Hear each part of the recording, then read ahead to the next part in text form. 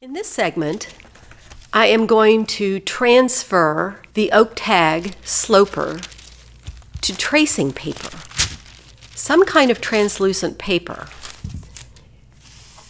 This will be my prototype to manipulate to become a pattern.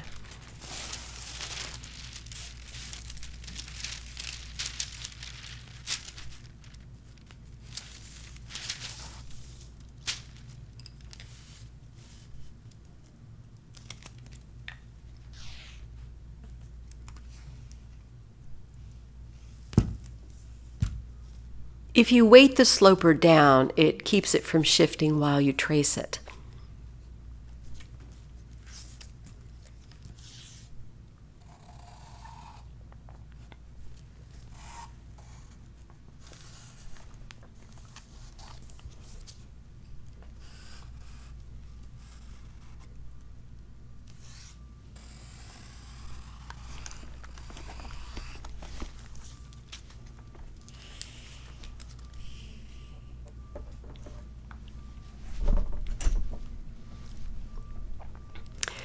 As there are holes at the tips and waist sides of the dart, because I used an awl to make a hole, you can just pencil those dots in.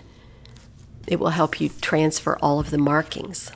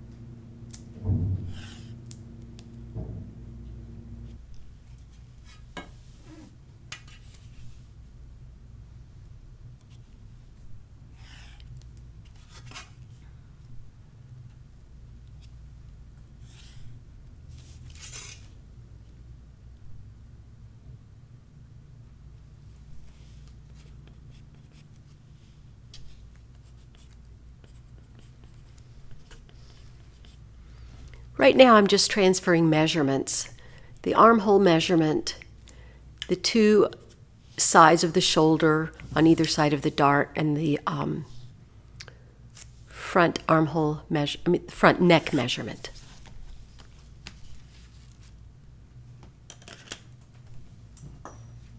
The sloper, of course, has absolutely no seam allowance. We manipulate the sloper, first tracing it onto paper so that you can cut it and bend it in ways that you couldn't do the oak tag. Then we add seam allowance once we've developed the shapes.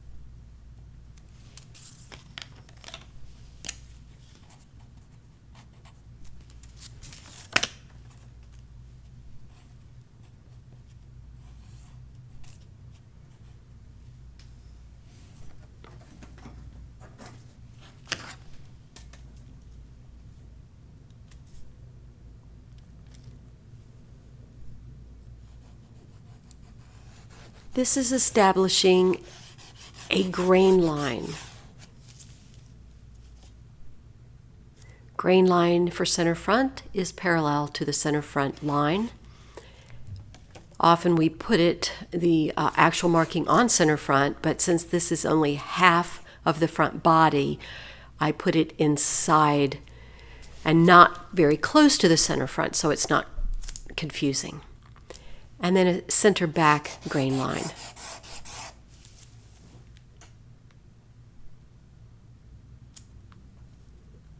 Well, actually, this is not center back grain line. It's a grain line down the back parallel to center back.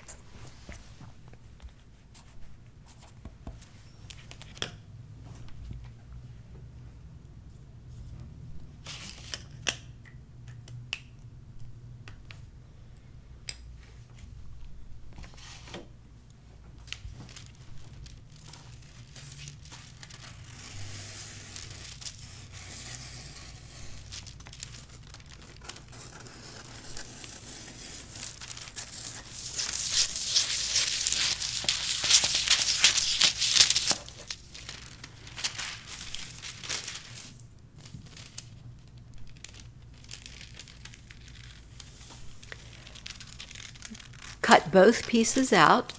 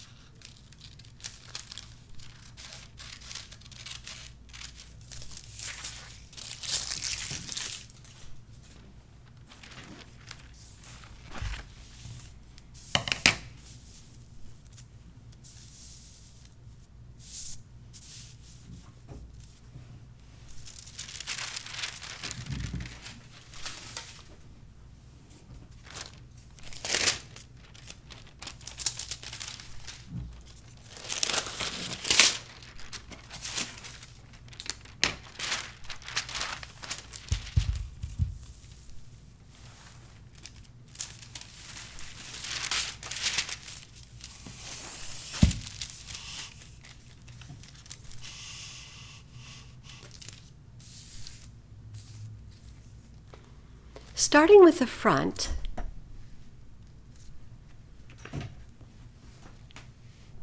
I'm going to create a center front line on which to align the paper sloper.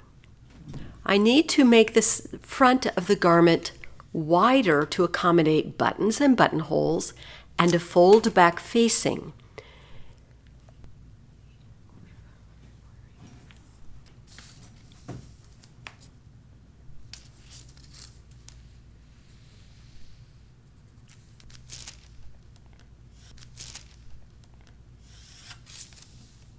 So this line is a center front line.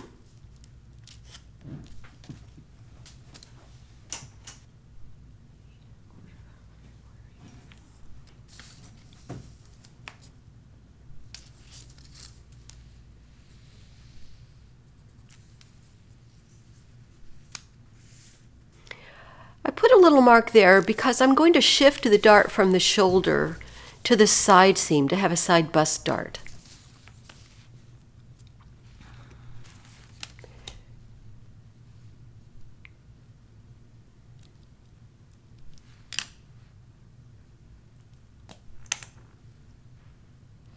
That's where I think the dart will be. And if you notice, it will be backed away from the absolute tip of the shoulder dart.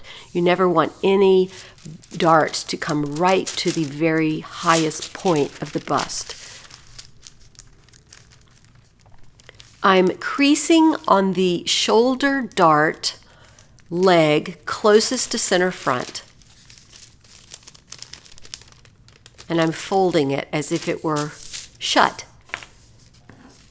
Slash on the new line.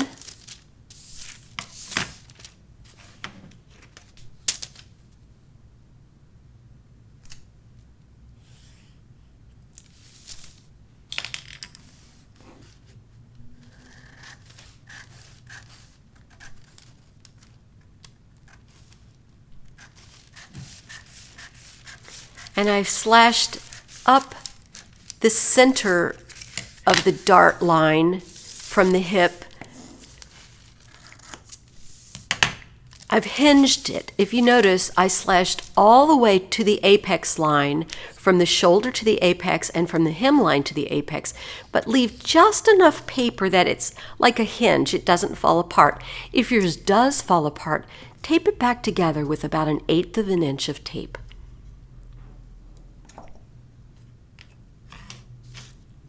Now I'm going to secure the center front line down upon the new center front line.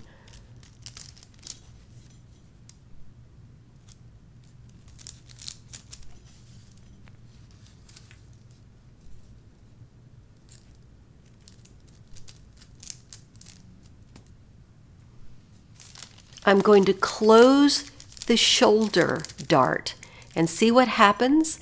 The dart at the side seam opens, or the slash line opens, creating the amount of dart that was taken in at the shoulder. Now, just to give the hips a little bit extra, I'm going to spread them just a fraction, and now I have a little more ease at the hip line as well as a new dart at the side bust. This is a 1-inch dart. That's a pretty small dart, but I don't want this to be a very shapely blouse. I want this to be a rather loose-fitting blouse, and our model is rather small.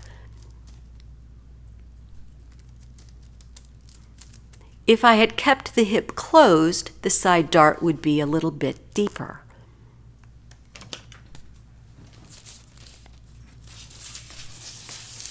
I'm cutting out a piece of the under paper so that I have enough space to draw in seam allowances.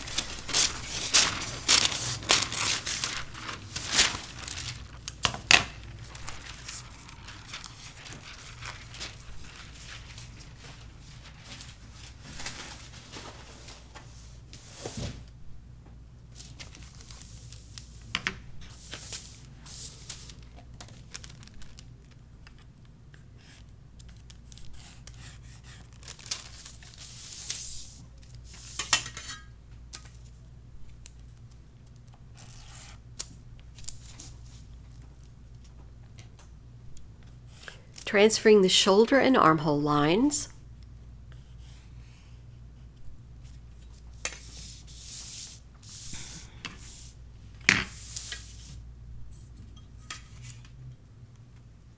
The side seam.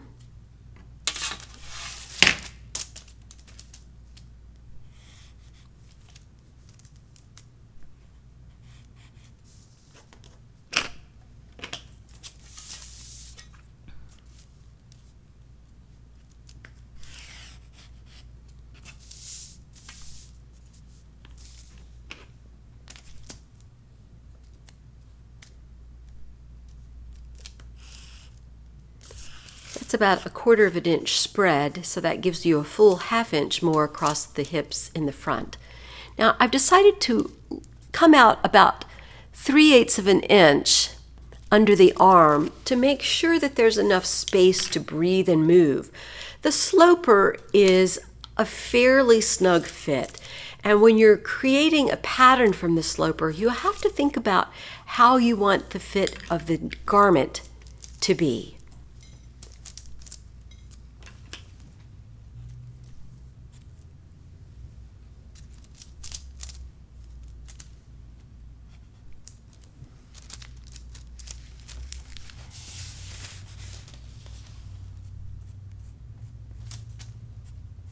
Continuing to trace all of the major shapes of this pattern. Once I take the slashed and spread sloper away, then I can true the bust dart. And in this blouse, I am not going to have a waist dart. Drawing in the bust line.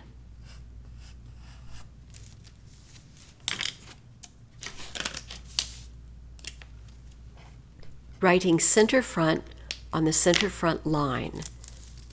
I'm folding the lower leg of the dart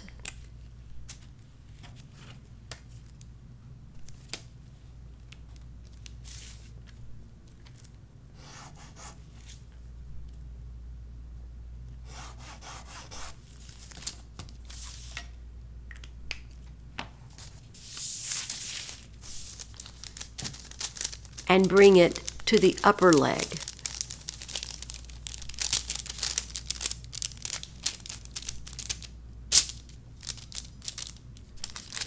Pin it together, pin inside the pattern so that when you cut or draw, you don't have to go over the pin. And then taking that 3/8 extension under the arm and blending it down a little below the waistline.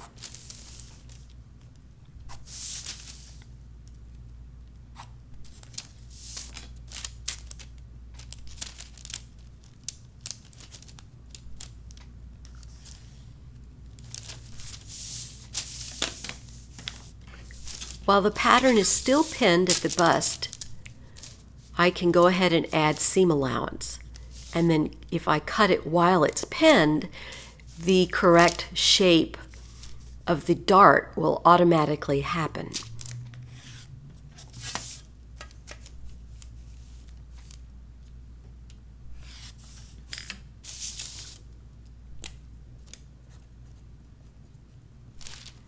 What I've done is show that I've extended the width by 1/4 of an inch at the hip area, 3/8 of an inch under the arm. Adding, in this case, I'm adding 3/4 of an inch on the side seams. You may certainly add whatever you wish. I tend to use larger seam allowances on vertical seams so that if the client has a weight change, I have something to work with.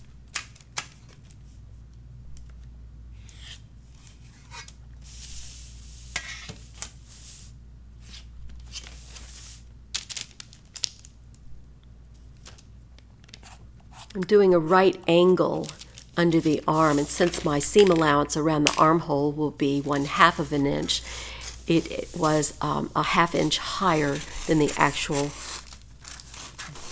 armhole measurement at the bottom.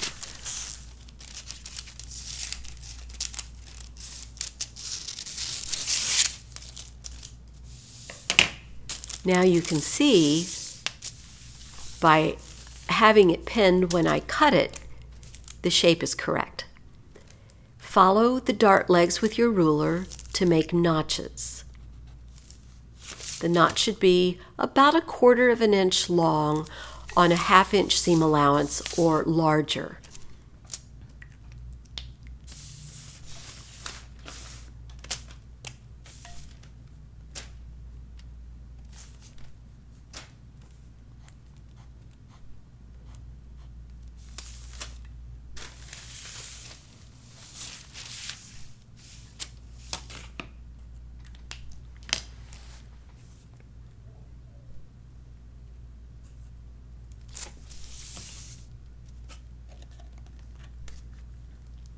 adding 1/2 of an inch around the armholes.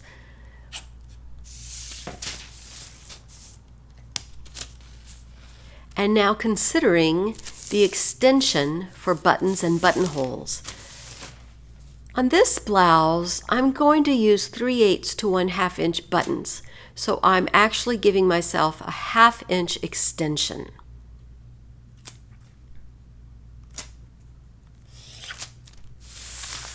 So the actual fold or edge of the blouse will be 1/2 of an inch past the center front line. I always write exactly what that measurement is. In this case, it's 1/2 inch, and I put EXT for extension.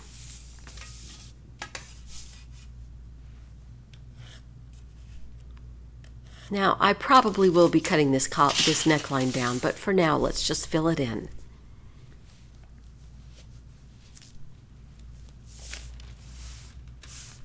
This blouse is going to have a fold back facing. The facing will come straight up the neckline. Some facings wrap around to the shoulder, but this will not. So what I'm doing now is folding the paper under to determine what the measurement needs to be past that 1/2 inch extension to create a facing and a fold under interfacing. Fold and pin on the edge. This way, when you continue to work, the fabric or pattern paper doesn't shift.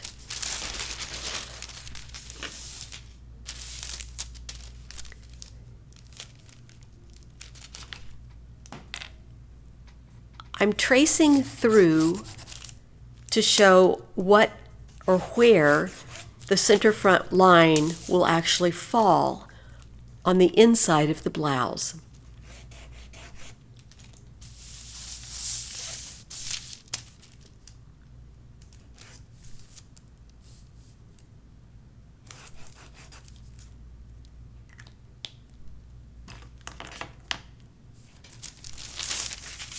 Whatever the extension is, the fold back on the opposite side of the facing has to be at least the same amount. So, in other words, if the extension is on one side 1/2 of an inch, the extension on the other side of the center front line is also 1/2 of an inch, giving me a full 1 inch facing on the inside. It could be more, but it doesn't have to be.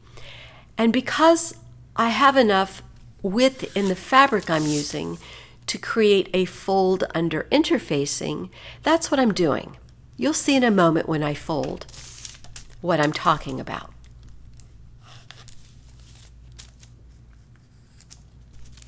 I just traced through the neckline.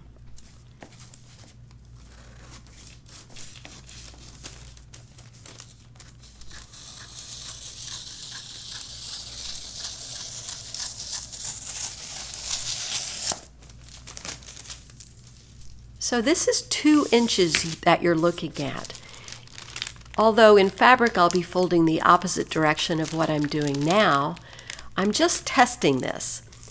This top fold, when folded the other way in fabric, will be the interfacing. And it's a perfect width.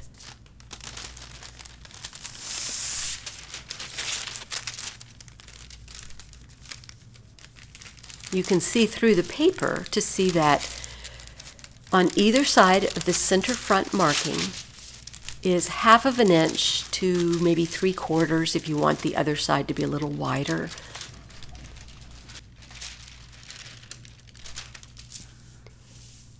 Now let's do some work on the back piece, and then we'll put them together and create a collar.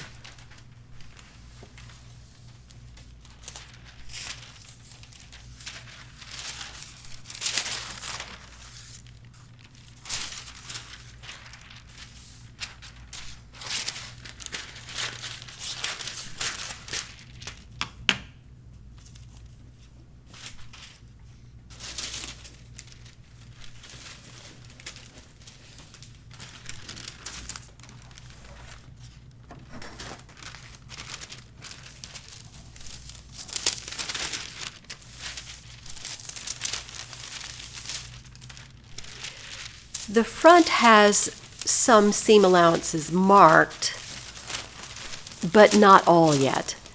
If you notice, the shoulders do not have seam allowances. So what I'm going to do is first put the shoulders together, disregarding the dart at the back shoulder. The inside necks must match. The outside of the armhole area is bigger because of the dart.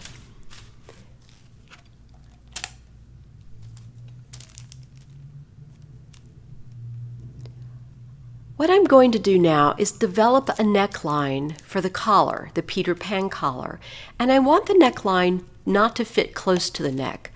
I've come out about 1.5 inches or so from the neck on the shoulder and down about 3/4 of an inch in the front. In the back on the center, I came down 1/2 inch. This is just a guideline, and it will probably be somewhat changed. Connecting the new shoulder line dot down to the 3/4 line at the center front area.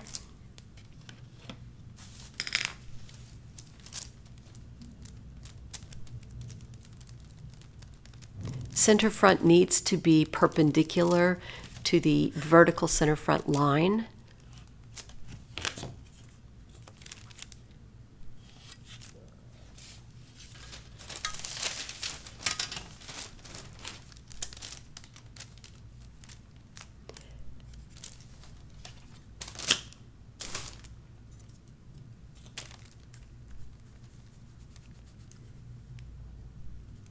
And then freehand, what I did was I just drew in what I think will be a nice curve, and I think it's going to have to be a little bit below the first mark on the center back neck. It's about 3/4 of an inch.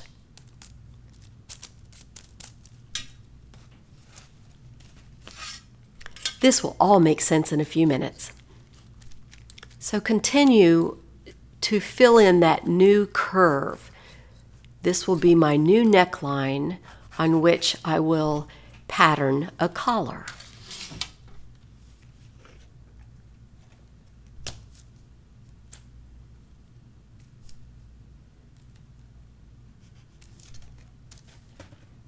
I want the collar to be 2 inches, so I'm marking 2 inches from that point down.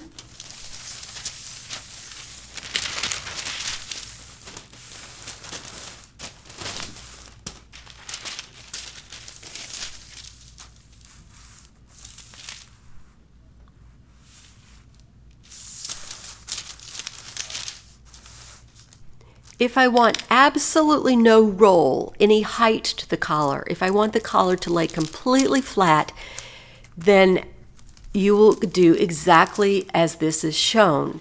The shoulder lines meet, you create the neckline that you want, and then you draw the Peter Pan collar on.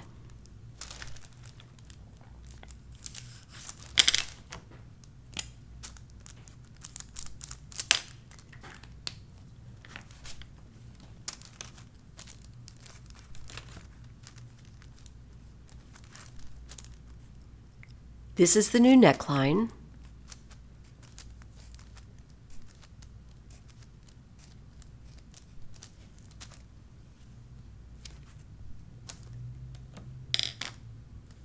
Two inches away from that would be the shape of the collar. However,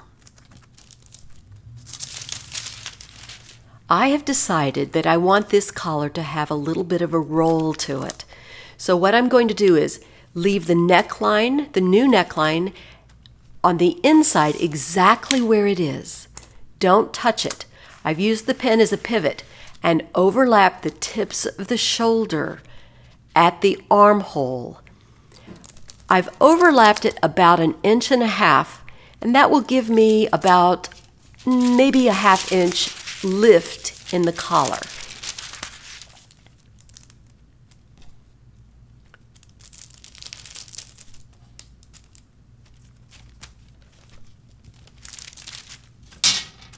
Now you can see I have to erase that neckline in the back, the front one still fits, but because I shifted the shoulder line, the back neck has to be redrawn.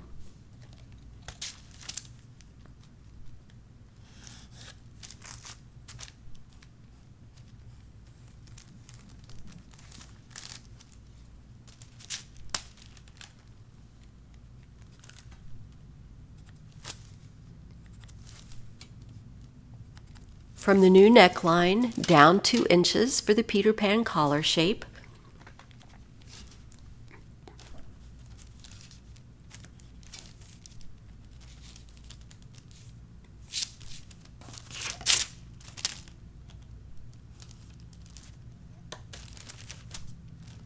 And I want a little opening under the neckline. So I'm going in about 5/8 of an inch.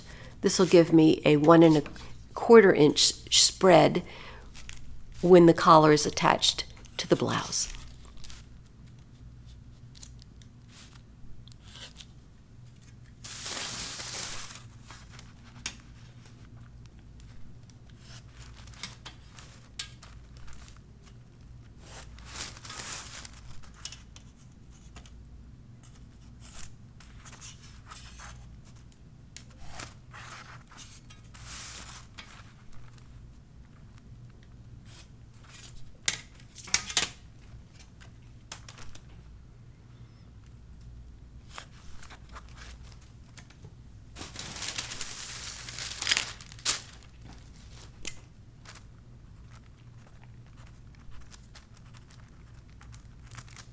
As you see, there is no seam allowance around the neckline of the under pattern or the collar.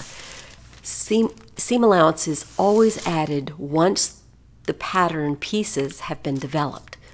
Otherwise, it would be in the way of the development. This is 1/2 of the collar shape, from center front to center back.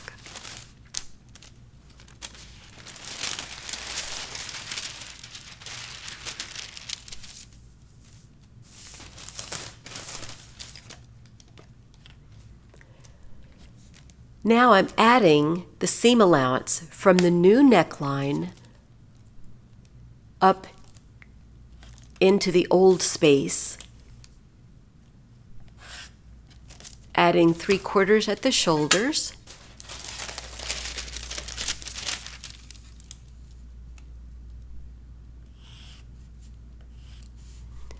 when I make patterns for collars, cuffs, and necklines, I usually use 1/4 of an inch seam allowance.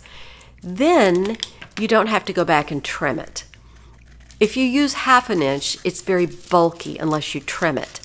And this saves you a lot of time. And even if a person's weight and shape changes, normally the cuffs, necklines, and collars are not altered.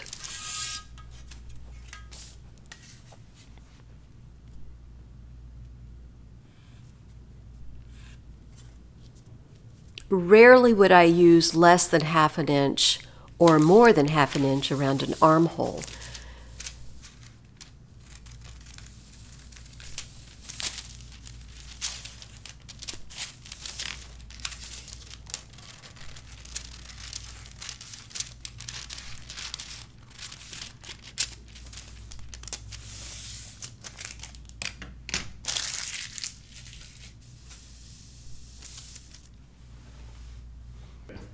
The back still has to be developed, but the front's almost done.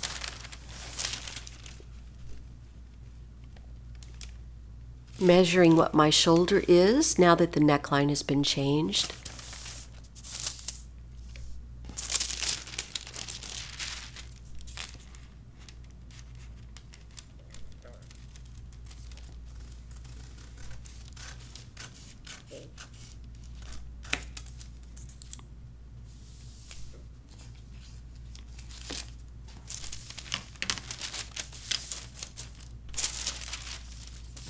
Still no seam allowance on the back piece. So what I want to do is, starting at the inside neck, make the back shoulder just a fraction wider than the front shoulder. Since I'm not going to be sewing the dart, that little bit of excess on the back can be eased into the front shoulder, allowing a little bit of ease to go over the shoulder blade, which is exactly what the dart does. Now that I've done that, straighten the shoulder by cutting the tip of the dart off and marking the dart out so you do not remember, or so that you do remember not to sew it, or just erase it.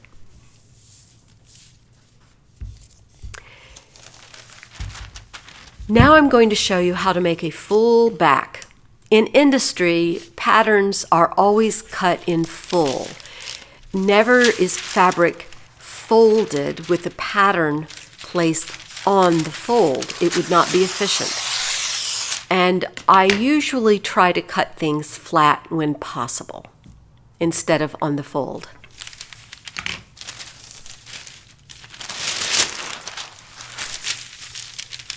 So I take a piece of paper a bit more than twice the width of the pattern sloper, because I still have to add seam allowance down the sides and at the top.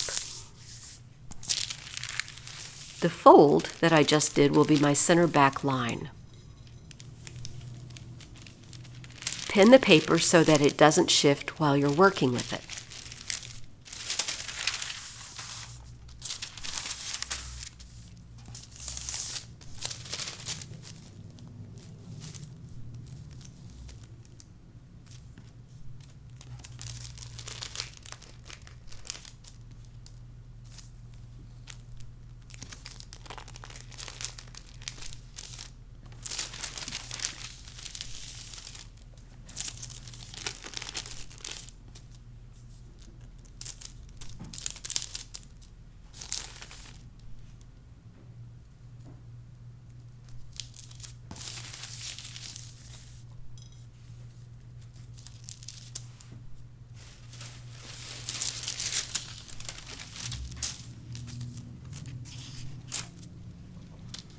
If you remember, I extended the underarm of the front 3/8. I'm going to do the same to the back.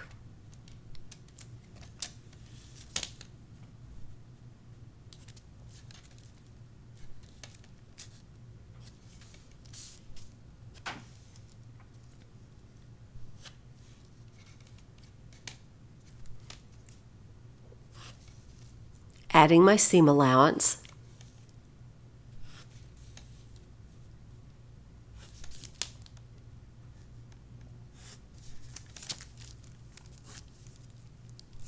A right angle at 1/2 inch above the underarm, right angle to the seam allowance.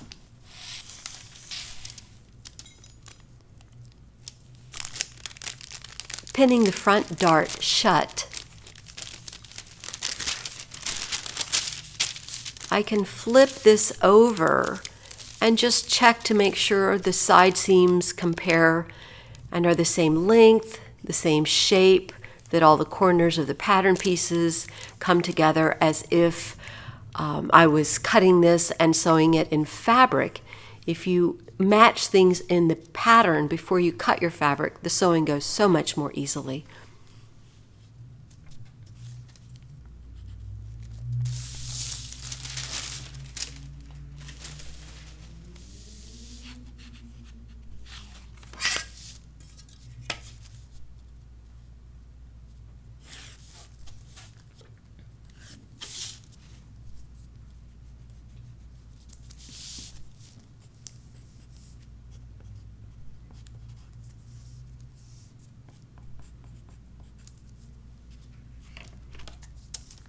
As I did in the front, I'm just putting down how much I extended it for future reference.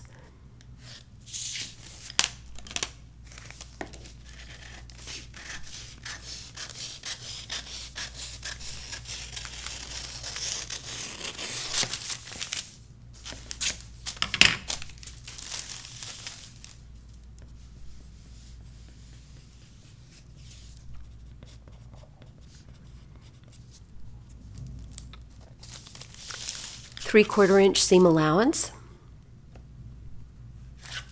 filling in the shoulder seam allowance and armhole.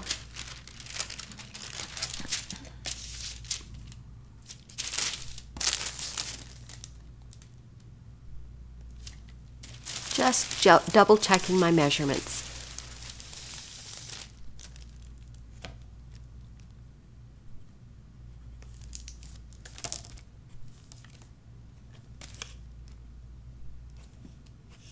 Half of an inch seam allowance around the armhole.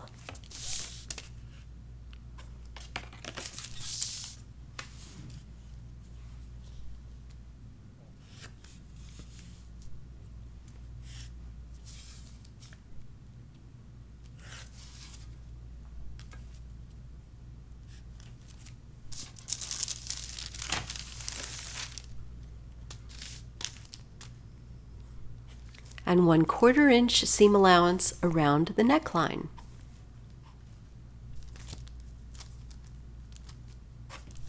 And squaring it up from the shoulder line.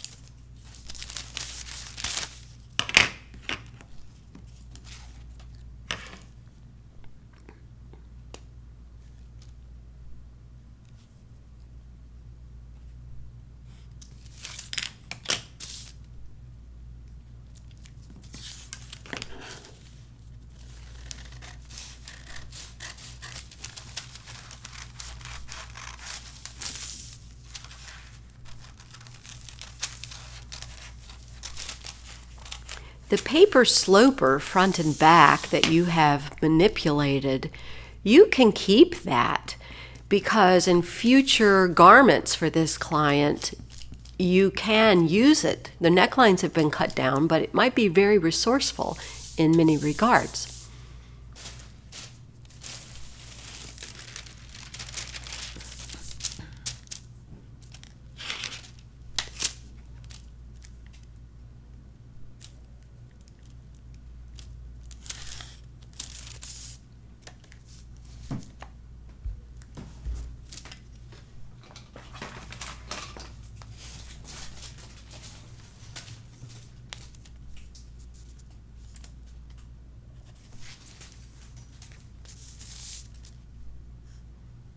What I'm doing here, I'm going to create a shirt tail hemline. And I decided I want it to go 6-7 inches below the waist on the side seams before the curve starts so that it can tuck in without pulling out.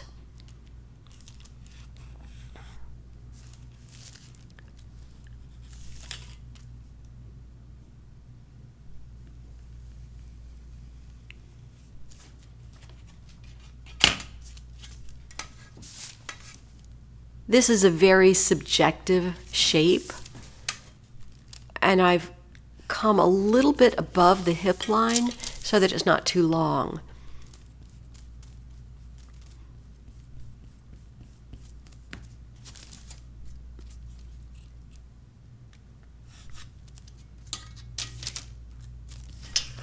If you notice, the curve ends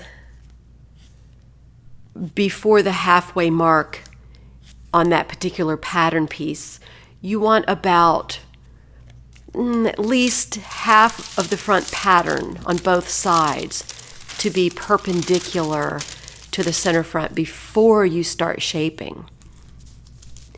Now the easiest thing to do is flip the front onto the back, matching the side seams.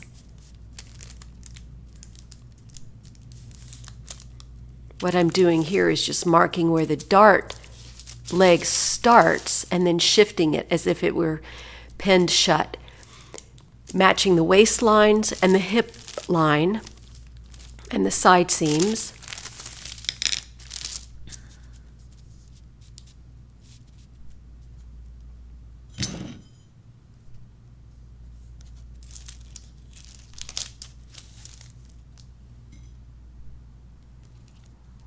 pinning through front and back pattern pieces.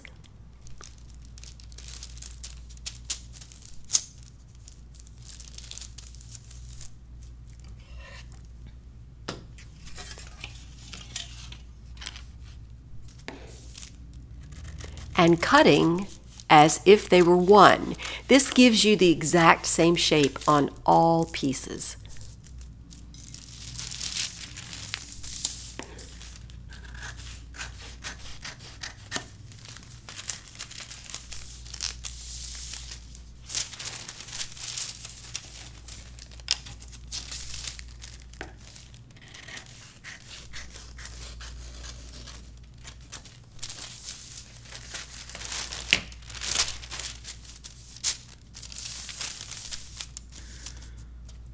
Now we have our front and back.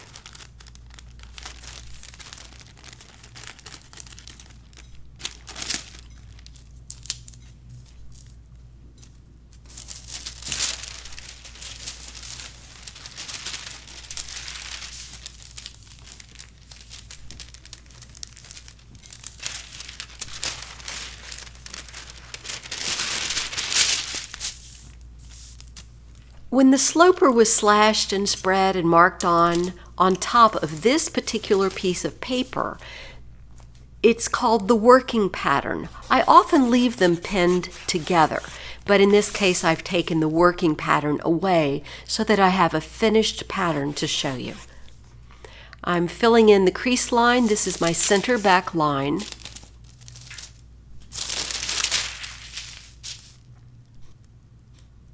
I always put arrows because in industry or in workrooms where cutting happens, if you have an arrow, they will consider that to be the length grain.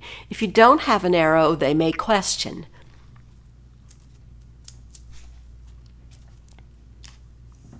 Just reestablishing so I can fill in all of the markings.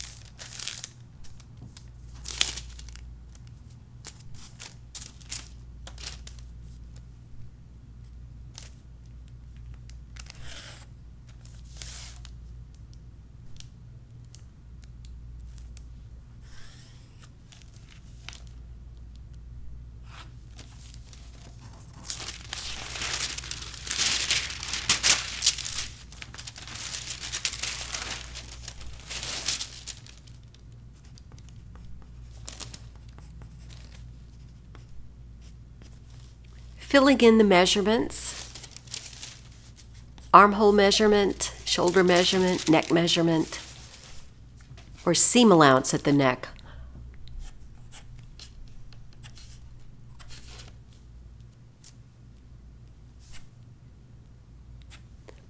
With pencil, I'm marking exactly where the seam allowances are. And this will be a double rolled hem. So it's about 5/8 or so uniform, of course, all the way around. And I'll fold at about 1/4 of an inch and then another fold. 5/8, yep, that's correct.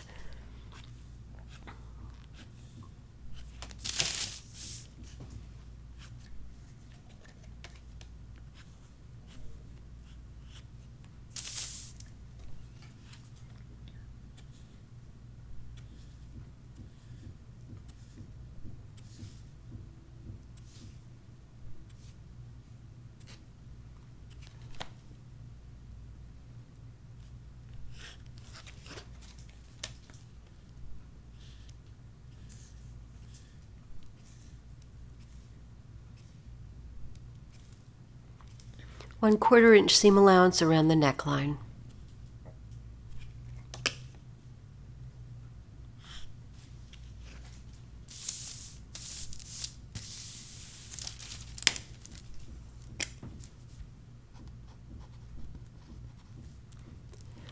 the model or client's name,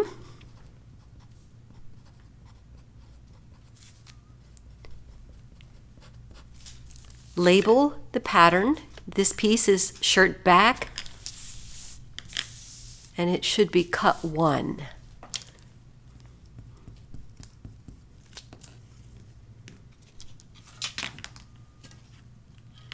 The front will be cut 2.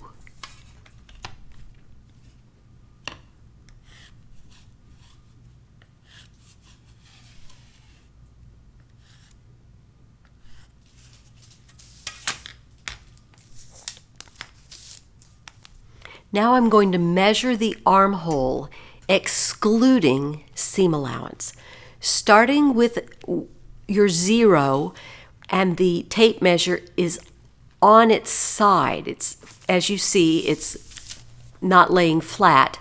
With the numbers against the paper, carefully measure your armhole and write that measurement down. We'll do the same to the front. Ideally, the back armhole should be 1/2 inch longer than the front, maybe up to 3/4. At a later time, I will give a course on complete sleeve theory, and we'll talk more about this.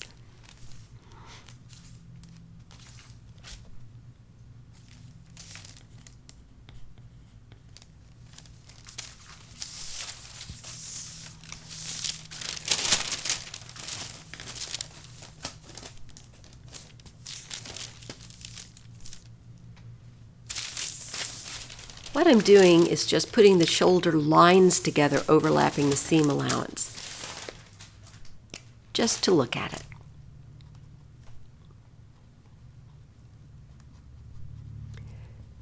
Ease. This shows me that there's a little bit of ease, extra width across the back shoulder, and that has to be sewn into the front shoulder.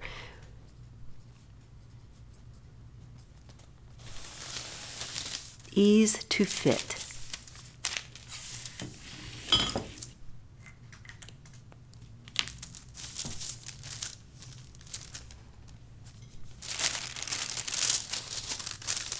Now that I've unpinned the center front area, you see how it extends past the original center front.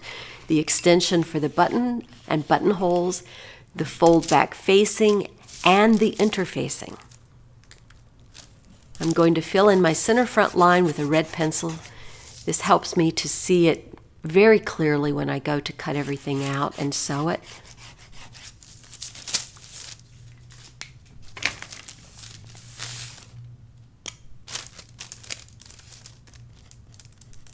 The edge of the extension is a fold line, and then the second deep fold is a fold line. Facing, interfacing, self-interfacing.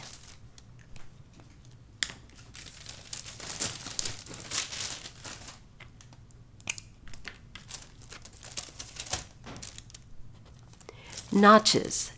Each of the fold lines get a notch, as well as center front neck. The shoulder lines, this indicates the depth of the seam allowance and the direction the seam is sewn under the arm and at the hemline. I had already put notches at the dart.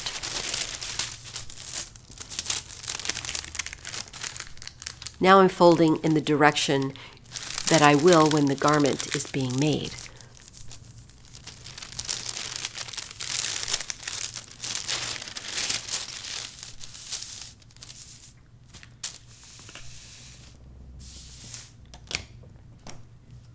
After I develop the sleeve, I'll put notches in the armholes, the back shoulder line, center back neck, always at center back and center front necklines, shoulder line, underarm, and hemline.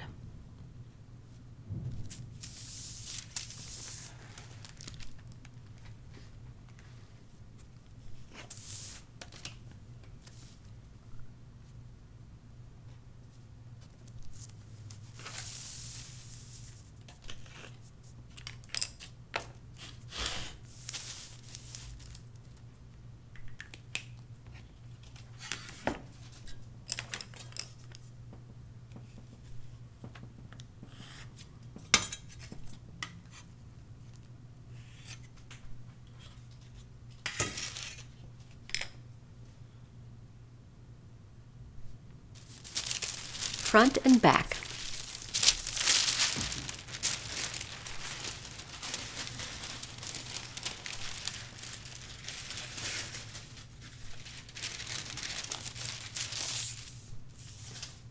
Now to develop the collar.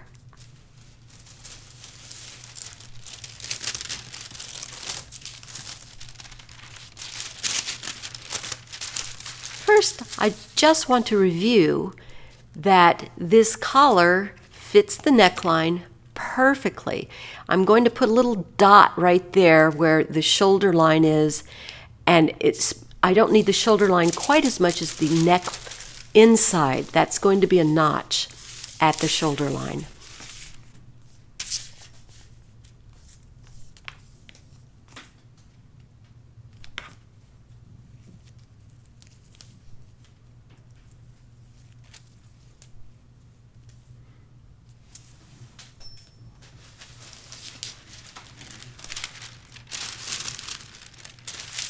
That measurement was just to give me an idea of how big a piece of paper to cut.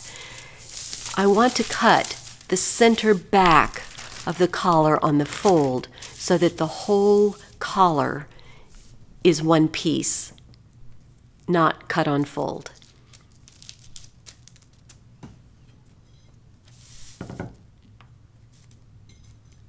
So I folded the tracing paper, pinned the center back of the collar draft down the fold of the paper.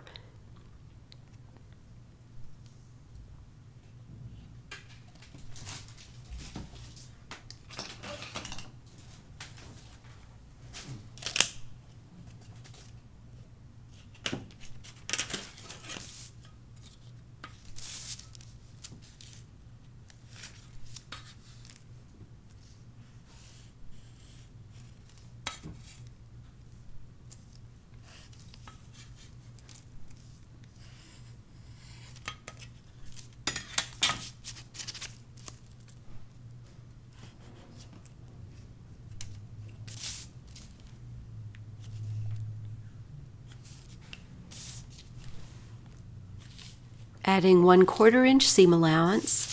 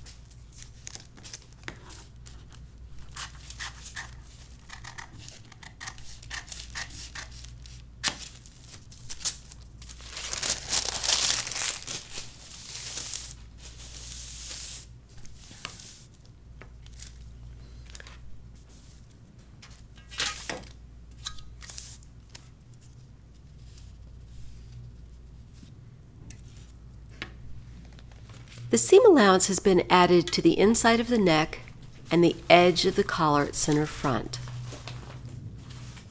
It has not been added to the outside edge of the collar yet.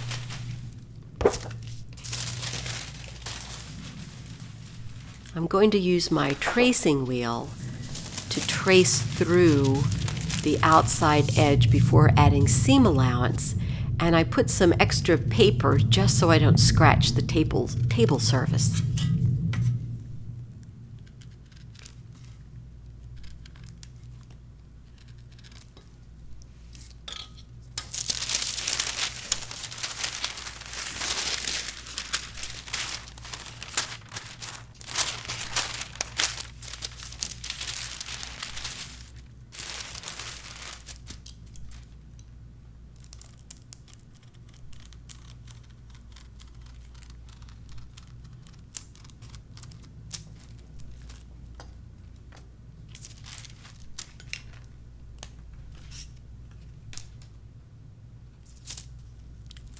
I'm marking in the notch at the shoulder line where the shoulder and neck meet. This was transferred from the sloper.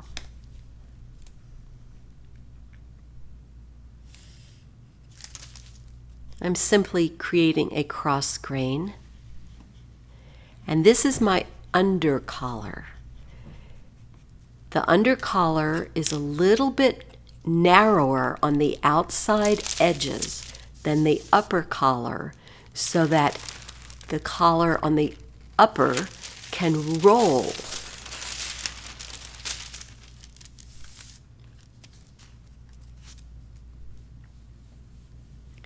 Since I perforated the paper with the tracing wheel, I can lightly pencil it in on the wrong side or the opposite side and then go back and add my seam allowance.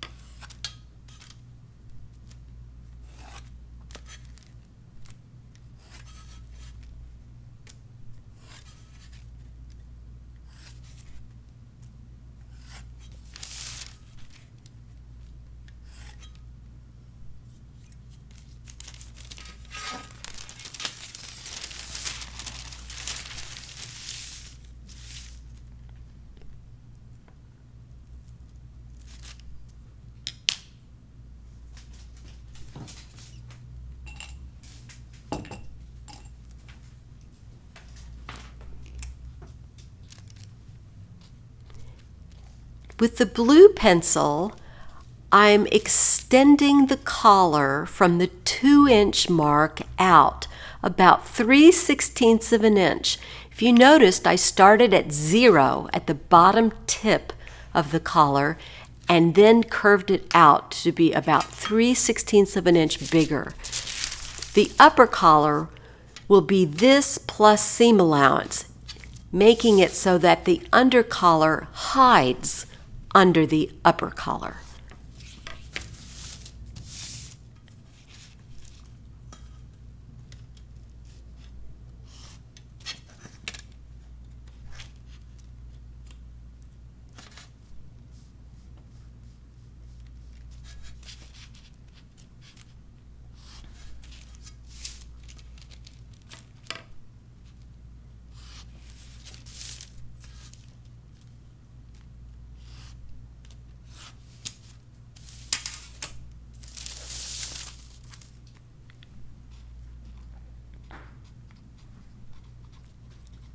Upper collar is blue, the blue line.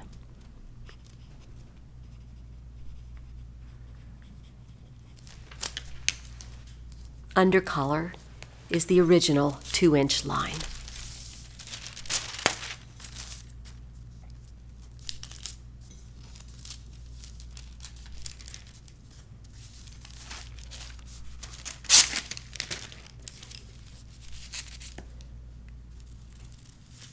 The under collar is finished except to cut it out, put a few more markings on it, and then I can make a piece for the upper collar.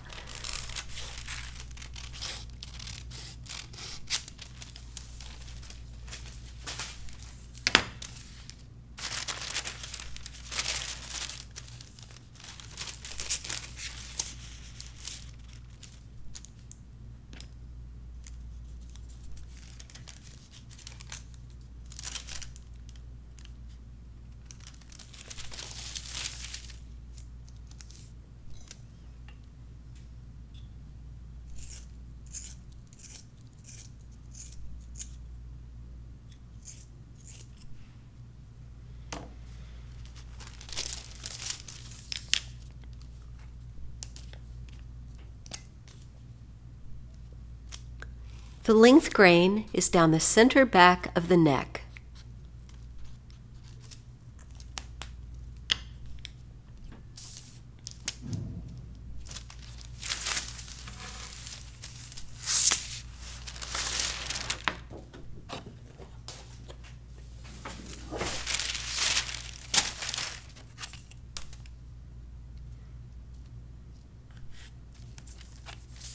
filling in all the seam allowances.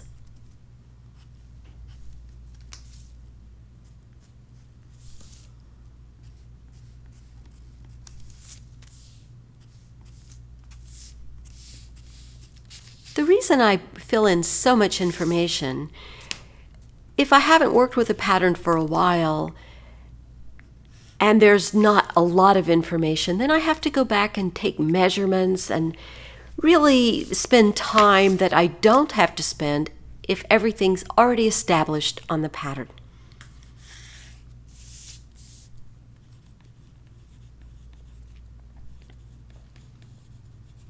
Under collar.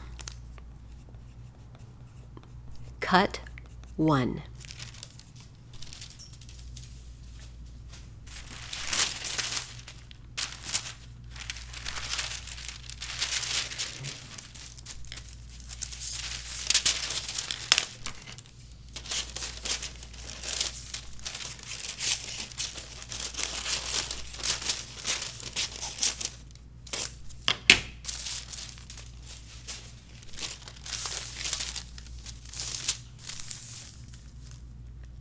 Establish the center back line on the fold of the under paper.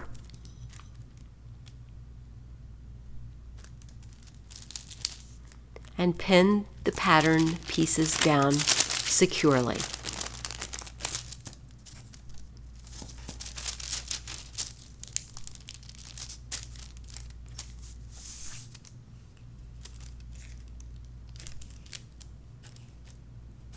Now what I'm doing is just adding the seam allowance to the blue mark, which is the upper collar, the larger piece.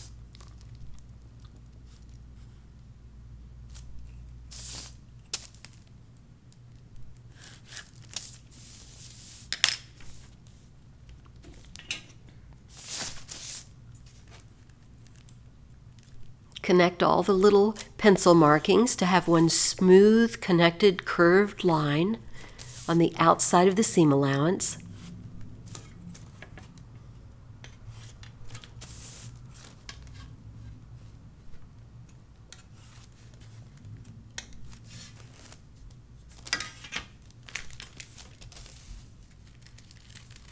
And cut on the edge of the pencil line.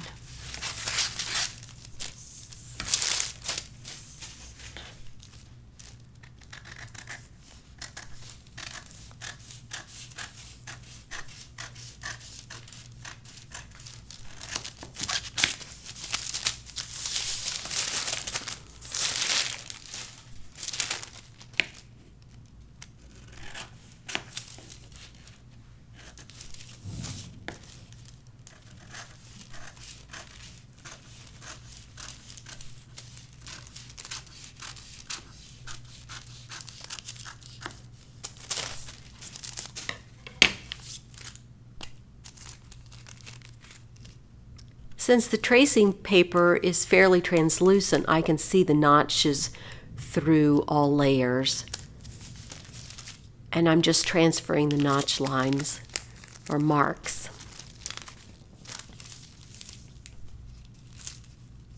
And now we have an upper collar.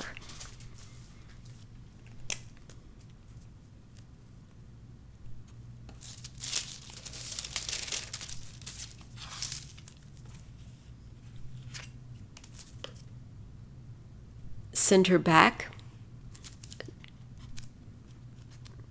That is also a notch at the top of that arrow. Cross grain.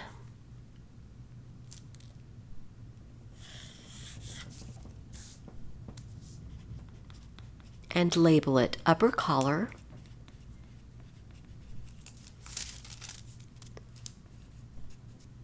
Cut 1 and interface.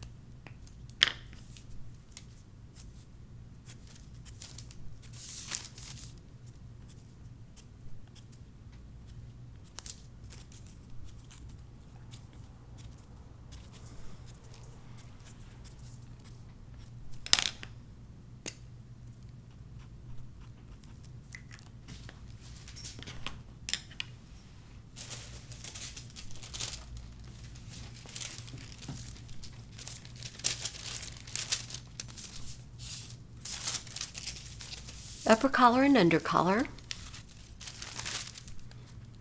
And you can see by me putting the necklines together that the upper collar extends underneath just a little bit. Of course, on the actual garment, they'll be reversed. The upper collar will be the top piece, but by doing it this way, you can see just the little bit excess of paper and eventually fabric will make the collar lay much better.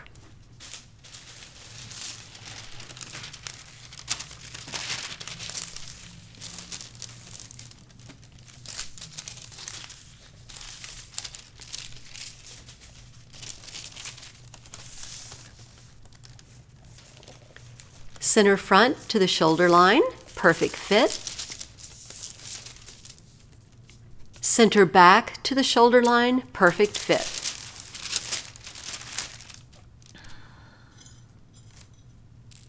Now let's see what happened when I overlapped the collar, when I overlapped the shoulder lines to make the collar stand, to be a little bit higher.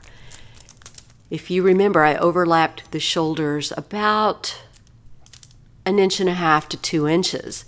Now, when I put the neckline of the collar on the pattern front and back with the shoulder pinned normally, you see the lift at the shoulder? That's what happens. The more you overlap the shoulder, the deeper that lift will be. Makes a nice little roll when the person is wearing the shirt.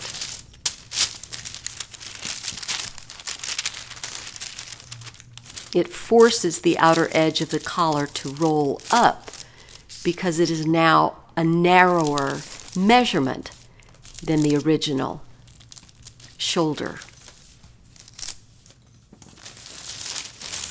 So that you have a better understanding of the theory of this type of collar, I have added some bonus material at the end of this chapter. Then we'll move on to drafting the sleeve.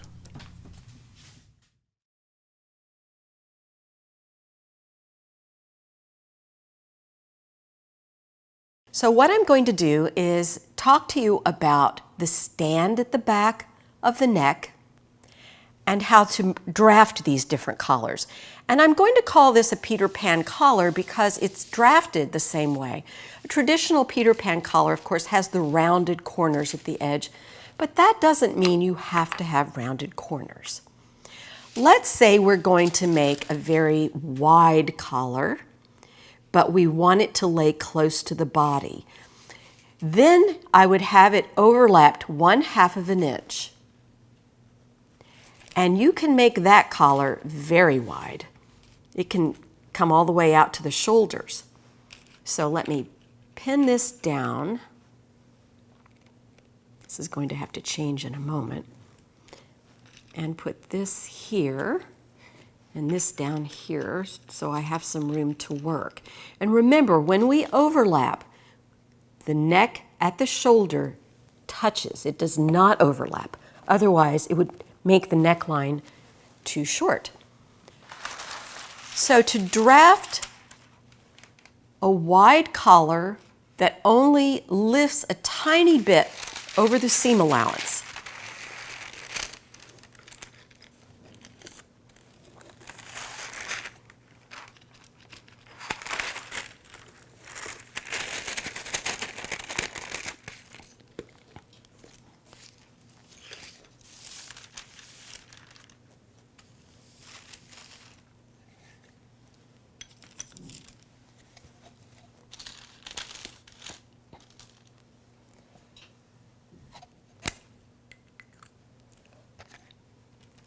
oh, they shifted. Too bad. Okay, here we go. I can put that back easily.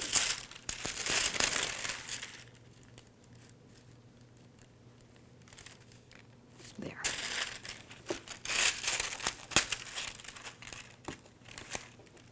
All right, there is my overlap, 1/2 inch. So you trace the back, the center back, And I'm going to put a dot where the shoulder is, and that I always like to do in red because that eventually will work its way into the seam allowance, becoming our notch. I also want to show you about, this is center front, and you want the collar to curl at center front. So what you'll do is you come down the neckline, 1/2 inch. That's a good 1/2 inch. Then also, turn of cloth, the collar sits on top of the fabric, so I'm going to move it up 1/4 inch. You can see where the natural neckline is. I'm going to go up, 1/8 inch at center back, blending it back in before it reaches the shoulder. And then from about mid neckline, it will droop down. It will actually follow down this curve.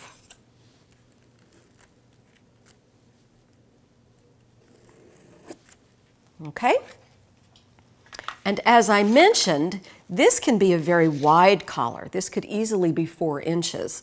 Let's do a 4-inch one.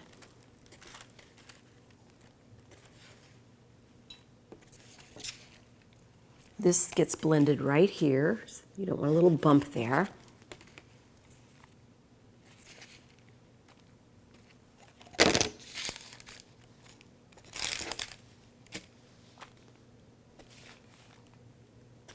I'll even do a little point. Now, you can see this. This is the extension for buttons and buttonholes. The collar comes to center front. We haven't overlapped the neck at all, so these measurements are good. So let's say we're going to make a point. Whoops. Got a little short there. Okay, so, and then this is basically our collar and center back.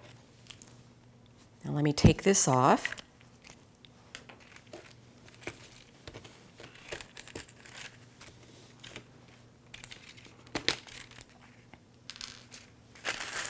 So this is our center back of the collar. This is also the straight grain. Now I'm not adding seam allowance on anything at this point. Okay? Center back falls on the straight grain, and the cross grain is perpendicular to center back.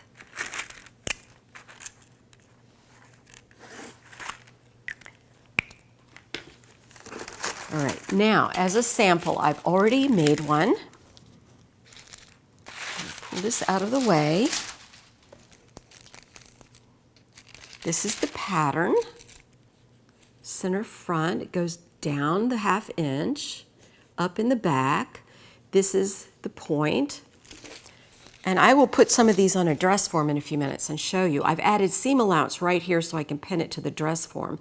But this is it. No seam allowance except here. This is it, and it will lay flat on the body, but by lifting it the 1/8 of an inch, it helps roll over the seam allowance a little bit. And by cutting the center front down some, when we pick that up, it helps this curl, which you'll see in a few minutes. All right, so that's the 1/2 inch overlap for a flat collar. Now, I'm going to orient these this way this time because this will make a little more sense since I'm cutting the straight of grain down center back. So now I'm going to overlap this 2 inches for a 1/2 inch stand. That means at the back of the neck, it lifts 1/2 inch.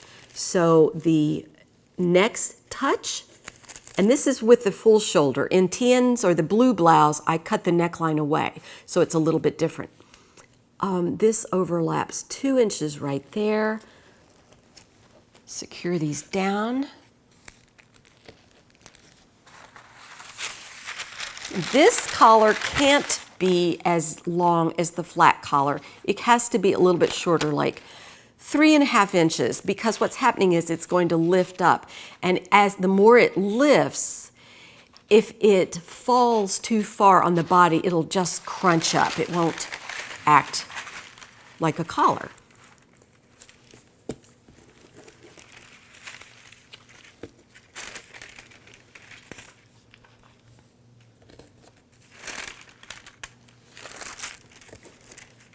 So now this neck measurement is correct. We haven't overlapped. However, we've got this bump, and the more we overlap, the more this bump is going to get bigger and bigger. So we have to make sure that when we draft this pattern, we capture the back neck measurement and the front neck measurement. So what I'm going to do is dot this a little, come up my 1/8 of an inch. I'm pretty good with my eyes, so I'm not even going to use a tool yet. Okay, and then actually we need a tool here because of this bump. This I will go down about 3/8 of an inch. So 3/8 of an inch is here. Bring that up to center, to the mid of the neck. These two must blend. I usually do it by eye first. There it is. However, this was 3 3/4 in the back, so I'm going to measure that.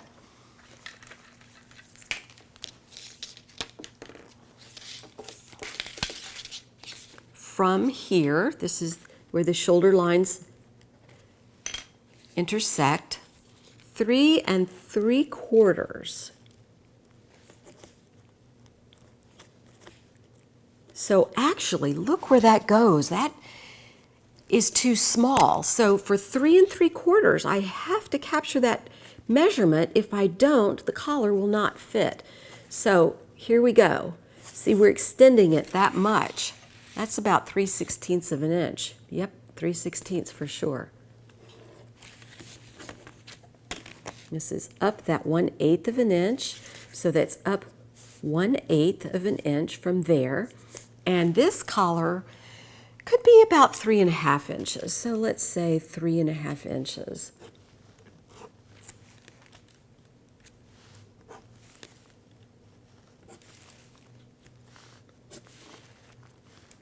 And I also have to check the front neck measurement, which is 4 3/8.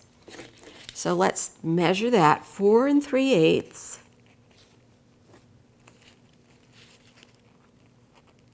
And this comes to a little bit more than 4.5 to center front. So I'm going to make the collar to there. This from here to here is about 4 3/8. You always can have an extra 1/8 in for ease. It does sometimes help the fabric sit on top, the collar sit on top of the body. And I will talk to you about that in a minute. So I'm doing these in points just to show you that this is a Peter Pan draft, but it does not have to be rounded. So this would be my collar.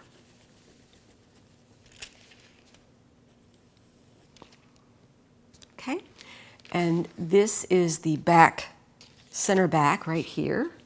We extended it again to capture the full measurement of the center back. This is the shoulder intersection, so that will also be the notch in the seam allowance. And I have a sample of that to show you as well.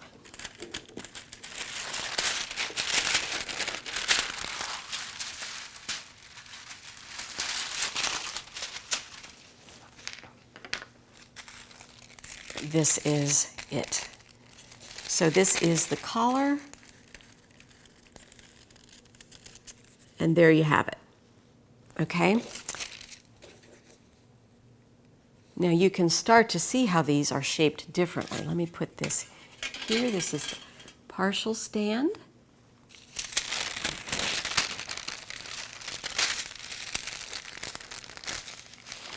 This one was overlapped 2 inches. This is the flat collar. Whoops.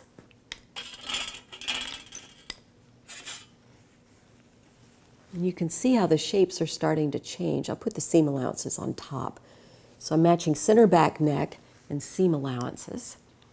All right, now another one. We'll do a 3-inch overlap, which will give us a 3/4 inch lift in the back. And I think you're starting to get the idea. I won't draft that one. I will simply show you the pattern.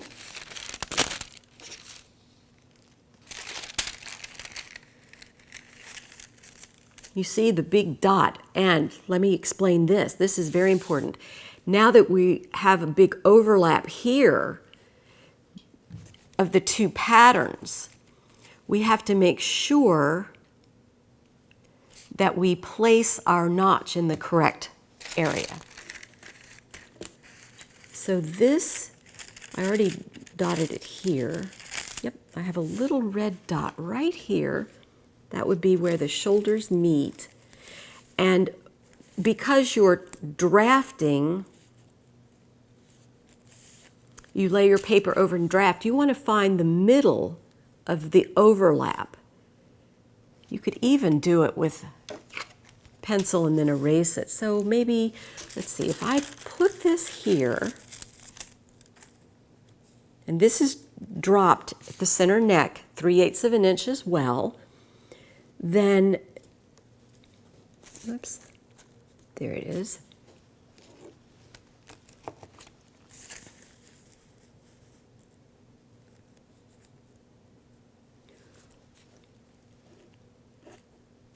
When I'm blending this point off, you want to look at the overlap of the shoulder areas here and find the dead center of it. That will be your notch.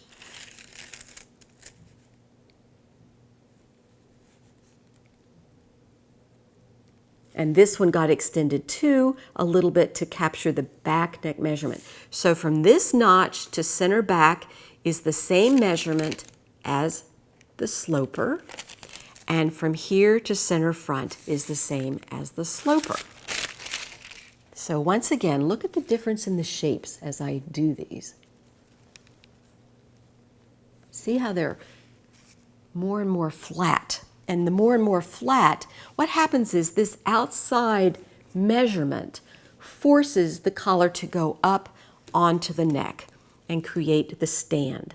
And the last one I'm going to do is the 4-inch overlap, and that will give you a 1 inch at the center back stand. And I will draft that one as well to show you. So here we go. I'm going to put this here. Take another piece of paper.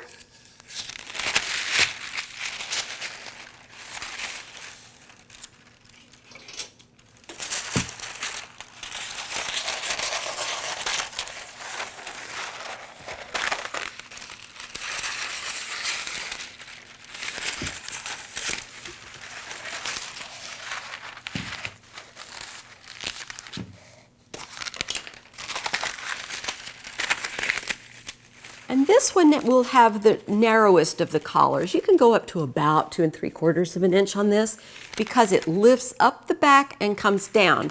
And if it's too long, unless it's patterned very specifically, it will just bunch up around the neck. So I'll give you a rough draft on this one. This one also will come down about 3/8 to 1/4 of an inch at center front, and up in the back the 1/8 of an inch. I'm going to mark this, but we'll see how far out we have to go. Blend it back in around these, and in the middle of this V where the shoulders are overlapped, that's going to be my shoulder notch. So once again, I have to measure the neckline.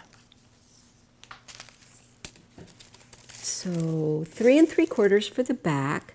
I'll start with my 3 3/4 on the red line and move around the back of the neck. And this is it right there. So that comes out pretty far. And then 4 3/8 for the front. And that's dead center right there. So we're in good shape there. And as I mentioned, this collar can only be about 2 3/8 because it's going to lift, or 2 1/2 because it's going to lift 1 inch, which gives it about another 1 3/4 for the fall, they call the fall. So let's do 2 3/4. It will take that. And here's the back neck, back of the collar, etc.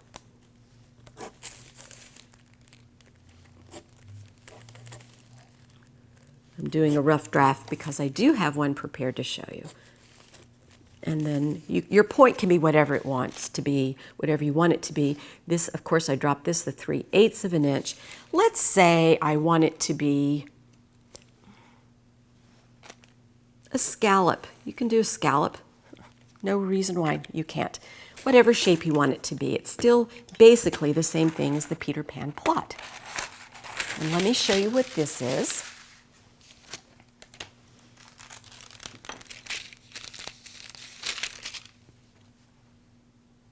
And here you go. This is it with a 1-inch stand. And I do have seam allowance. And there it is. There it is. Okay? Now, what I also want to do is show you how to prepare the entire pattern piece. Not with seam allowance, perhaps, but at least as far as upper collar, under collar. We'll put this here.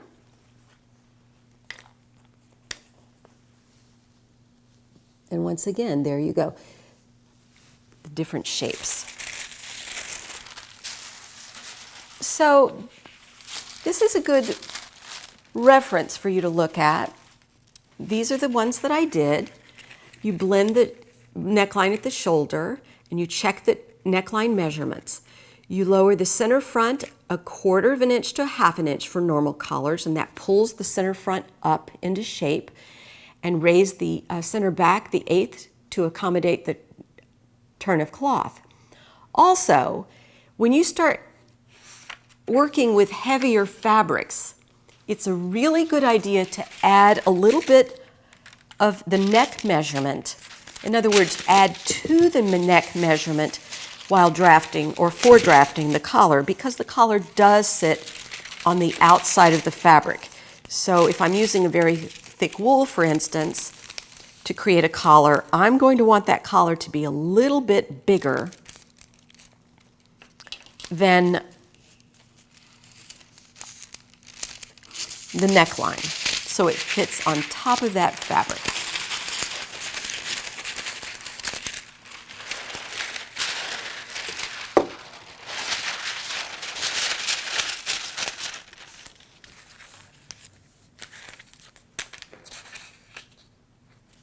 Okay.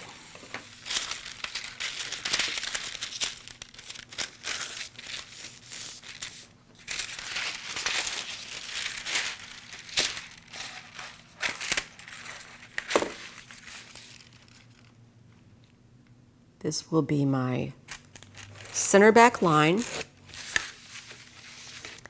And let's see where I'll put a cross grain.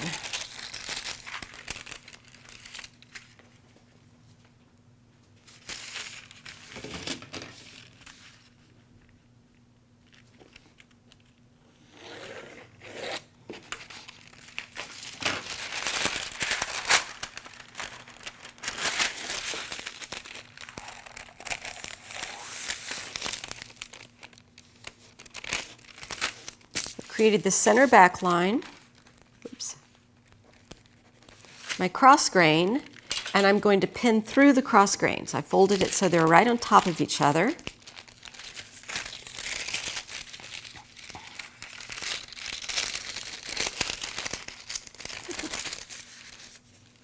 Hopefully I allowed the correct amount of paper. Yep.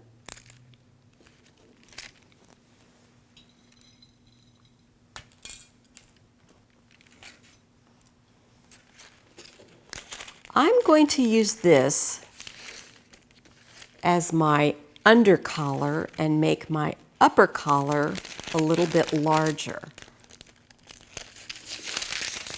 The reason is, if you use this as the upper collar, it will shrink a tiny bit with the turn of cloth at the seam allowances. So if you remember, I like to put 1/4 inch seam allowance on my collars, just because, or 3/8. That way you don't have to go back and trim it later. So I dot everything. Normally I do this with a really fine pencil at home. However, I have learned that the camera doesn't pick that up. So 1/4 inch and 1/4 inch.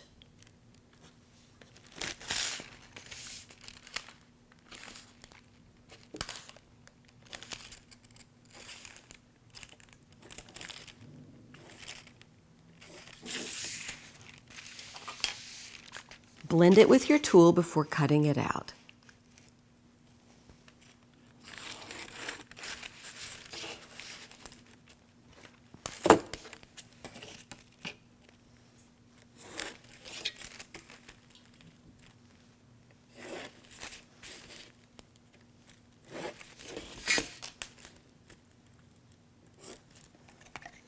Right angle right here, both sides.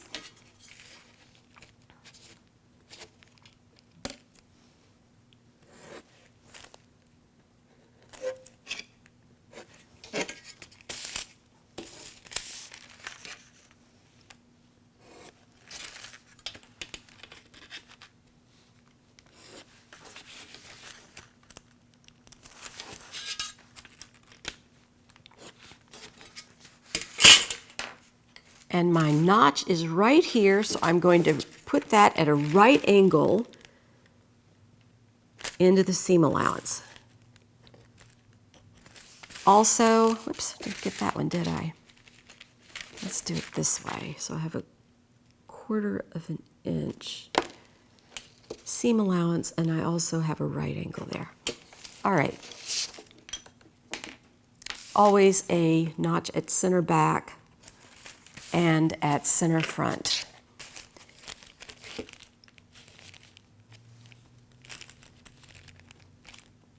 Now, with all this wide angle, I usually put several notches. That way I'm positive I'm going to get my collar sewn on without it warping. Okay, so this is my under collar. Now I'm going to show you how to make the upper collar. But I think what I'll do is start again with this under collar. So this will be under collar.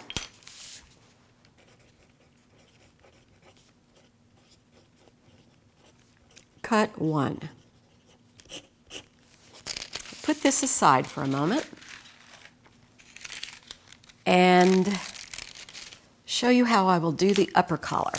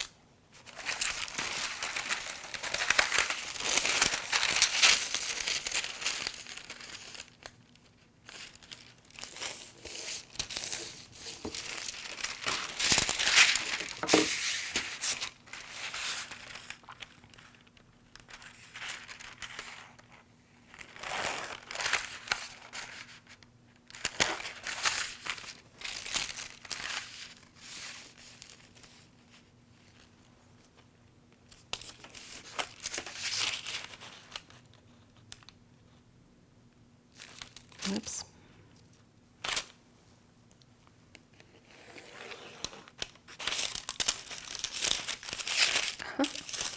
Oh my, there you go.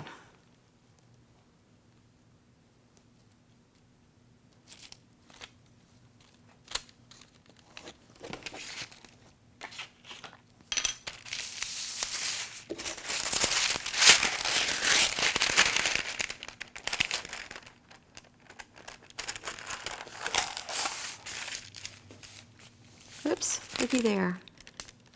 To be sure to get the cross grains perfect. I may have to go back and redraw that center back line. We'll see. But the cross grains must be on top of each other when you pin this paper together, or the pattern will not be on grain. Okay, so pin this down.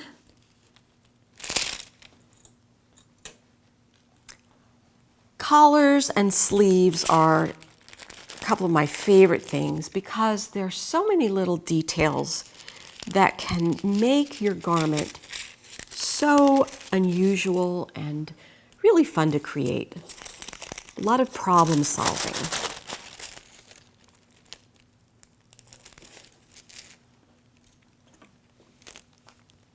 Okay, now remember, this particular pattern piece is what we call net, which means no seam allowance. This is the under collar, and I should write under collar on this one. Okay, so if you remember, we grow the upper collar. I do not need to grow it in the front of the neck, but I'm going to grow it a little bit more in the back because that seam allowance turns over. So I'm going to grow it another 1/8 of an inch at the center back, blending in to the side seam. And that's my notch right here. This is where, or I should have said shoulder notch. That will be my shoulder notch. And then I'm going to trace the front exactly as it is. Now for turn of cloth, and for the collar to form as nicely as we want it to, the upper collar needs to be bigger. And I make it bigger at the bottom of the collar and this area to 0 here. So this would be like a cotton or linen, which I've done. The blue blouse and the green blouse are cotton and linen. Those are lightweight to medium fabrics. So I'm going to grow this out about an 1/8 to 3/16. About, I'm going to say an 1/8 of an inch. 0 here and an 1/8 here.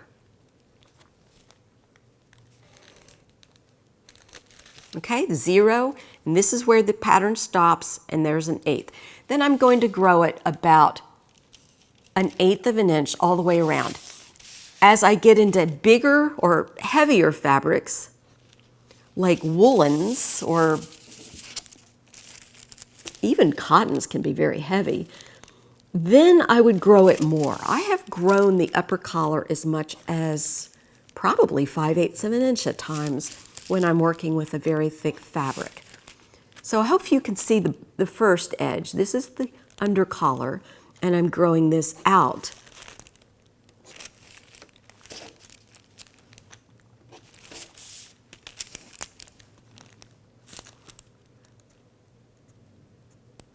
Okay, that's good. And then add my seam allowance, 1/4 of an inch.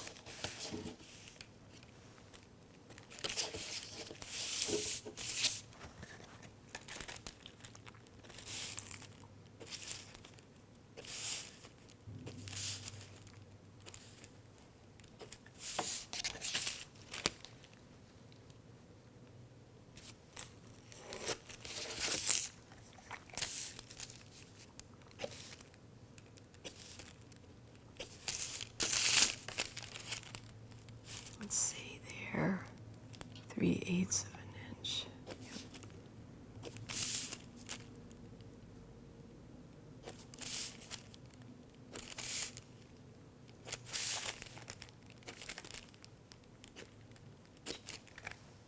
Blend it all together. There's a right angle here at center back.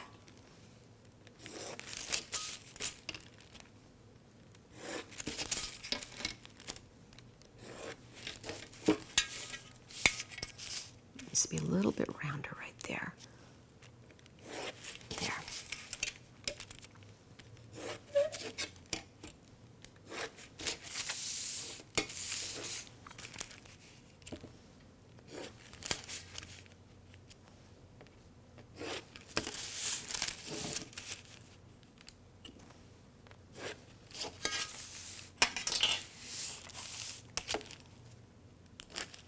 cut it out while it's pinned together.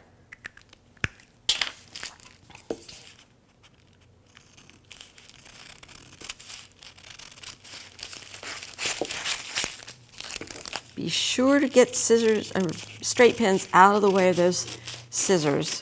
I have certainly damaged many blades in the past.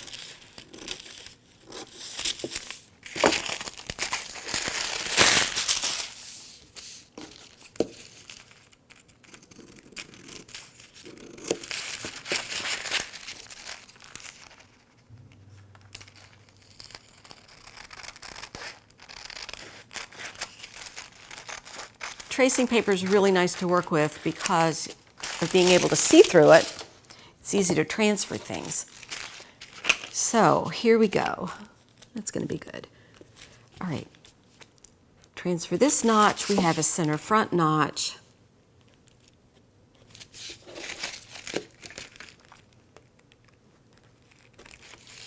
And then this pattern I need to cut, and I can compare them. I can show you what they will look like.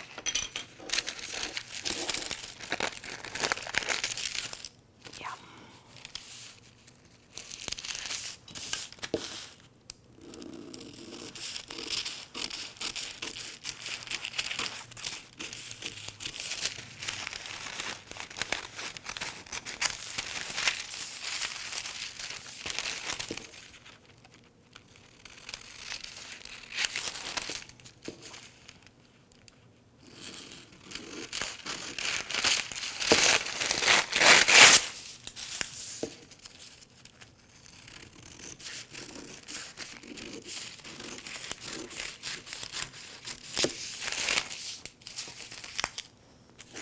This one I didn't dot the seam allowance, so I'm going to do that.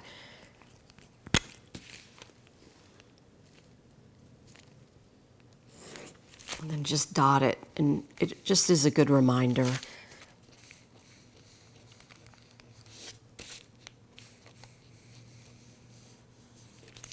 And I always write 1/4 inch, 1/4 inch. Okay, this is under collar, this is upper collar. Show you how to transfer the notches from the body. Okay, so center back, center back. Line up your center backs.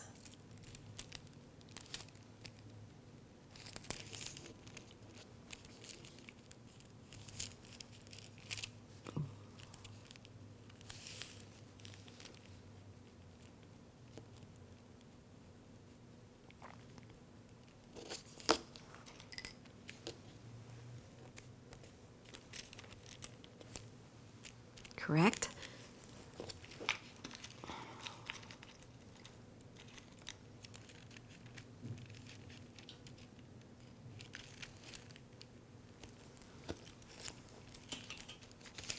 Then I can see through the paper where the notches are.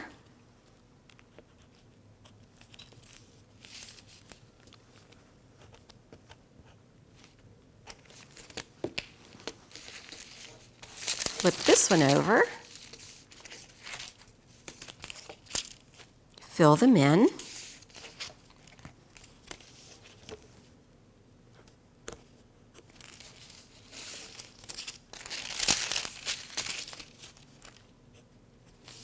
I can fill this in later, but this is the upper collar.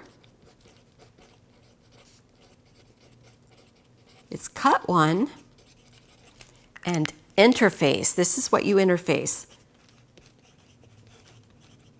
You interface the upper collar because it helps pad the seam allowances so you don't see the seam allowances when you're wearing the garment.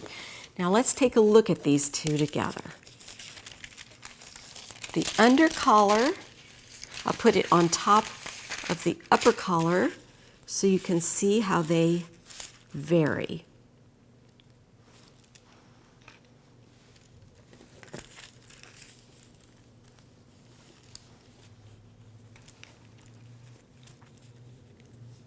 There we go.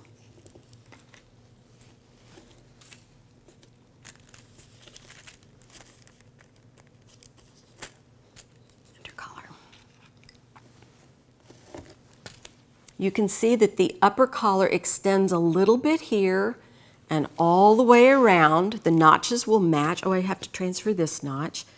So let me do that. To do that on this one, all I really need to do is align the center backs and transfer it this way. There it is. And now we have upper collar, which is underneath, and the under collar, and you have some variations on the collar. Hopefully this will help you to design and execute the style that you want. Now let's take a look at a couple of these on the dress form. Here I have the flat roll collar, the widest one. This is the one where you have about 1/8 of an inch lift in the back, and you've overlapped the shoulders 1/2 of an inch. So you can make this very, very wide. And you see how it's lifting right here? It's got a little, what I call attitude for a collar. That's because I drafted it 1/2 an inch below the pattern and pulled it up. Now let me show you what happens if I take one of these pins out.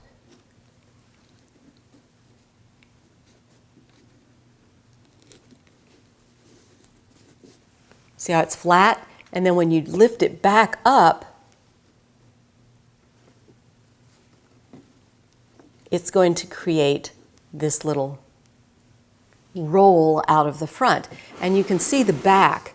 It just is barely coming out, and that's just enough to lift over the seam allowance. So now I'm going to compare this to the shortest one. The one that's about 2.5 inches that has a 1-inch stand in the back. Again, this one has the 1/8 inch stand in the back.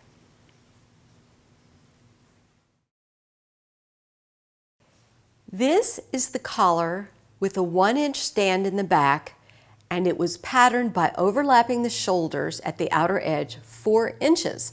Let's take a look at the back. First at the side. You see how this lifts, and the seam is right down here on the neck. So this is a complete inch lift before it falls, the fall, and down. So you can understand why you couldn't have a very wide collar with a 1-inch stand in the back unless it was patterned in a very specific way, and probably would have a separate collar stand inside. It would squish down on the shoulders and look bad. Now, let's also take a look at this lift. By cutting the pattern of the collar a little lower than the body at the center front and forcing it up, that's what creates this beautiful curve, this turn. I'm going to take one side out for you to see. This dropped down about 1/4 of an inch. So there's your about 1/4, that's just about 1/4 of an inch. This was dropped about 1/4 of an inch from the body of the pattern. And you can see the difference, the flat versus the curled. So now you have a better understanding of these patterns and how to do them. You can make more choices. The more you know, the more choices you can make. Now let's take a look at these side by side to compare them. Now on to drafting the short, shaped sleeve with a facing.